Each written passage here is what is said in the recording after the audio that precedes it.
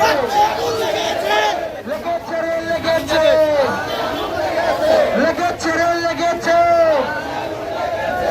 আগুন লেগেছে। পৌঁছে কোথায় রাস্তা না।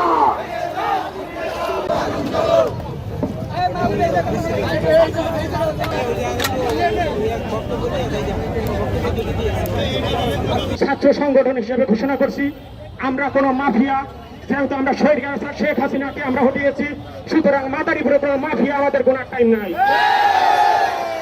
আপনারা জানেন আমাদের এই মিছিলে বহু মানুষকে বিভিন্ন ইউনিয়ন থেকে বাধাগ্রস্ত করা হয়েছে।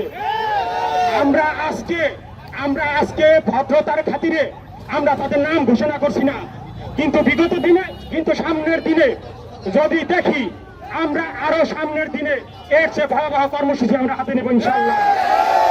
এই কর্মসূচিতে যদি দেখি এই মাফিয়ারা কোনোভাবে আমাদের কোন লোকজনকে বাধাগ্রস্ত করার চেষ্টা করে, আল্লাহর কসম করে বলছি, ছাত্র সংগঠন ছাত্র দলের কসম খেয়ে বলছি, বিন্দু পরিমাণ ছাড় তাদেরকে আমরা দিব।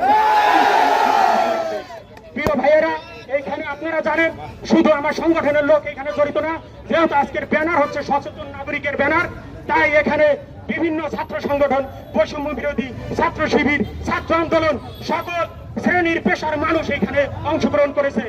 এই পর্যায়ে আপনাদের মধ্যে বক্তব্য রাখবে এ ব্যবসা কারা চালায়, ঠিক আছে, আমরা দেখবো। অবৈধ ব্যবসা যারা করবে, ট্রেজারের ব্যবসা যারা করবে, আমরা তাদেরকে রুখে দেবো সবাই একসাথে ইনশাল্লাহ। আজকে আমরা এখানটা বসার মিশে দিছি, অন্যান্য দিন নেক্সট টাইমে যদি এই ব্যবসা চলে তাহলে আমরা নিজ হাতে আইন তুলে নিয়ে আগুন জ্বালিয়ে দিব ইনশাল্লাহ। আমরা বাংলাদেশ ইসলামী ছাত্র শিবির এবং জামাত ইসলামী সকলেই একাত্মতা পোষণ করছি। আমার বাড়ি মাদারীপুর সদর উপজেলার ঝাউদিনারে। এই ঝাউদিনারের 3 এবং 7 নম্বরে সবচেয়ে ভয়াল সবল আঘাত করেছে ট্রেজার।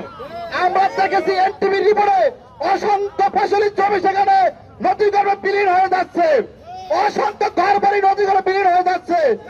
আমরা বিভিন্ন সময় প্রশাসনের লোকদের কাছে আবেদন নিবেদন করলো, তারা কার্যকরী কোনো পদক্ষেপ গ্রহণ করে নাই, যার এই ফলে আজকের এই মাদারীপুর আন্দোলন।